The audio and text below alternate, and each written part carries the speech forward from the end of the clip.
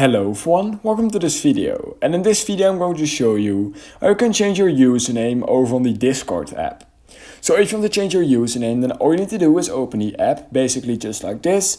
And once you've done that, the first thing you will most likely be at is this service panel. And all you need to do is click on the bottom right corner of your screen at that U button right here. Once you're right here, you would simply want to go to the top right corner of your screen at that settings icon. And then you need to click on account. And right here you'll find username. And then in order to change your username, you can just type in or add whatever you want. You can also remove things just like this.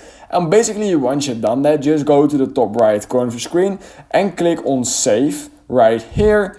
Once you've done that, all you need to do is verify your password. So that's quickly what I'm going to do right now. And once you've verified your password, you will right now see that my username has just been changed, and that's all you need to do. So if you learned something from this video, then please consider liking this video and subscribing to my channel. And I hope I will see you in my next YouTube tutorial video.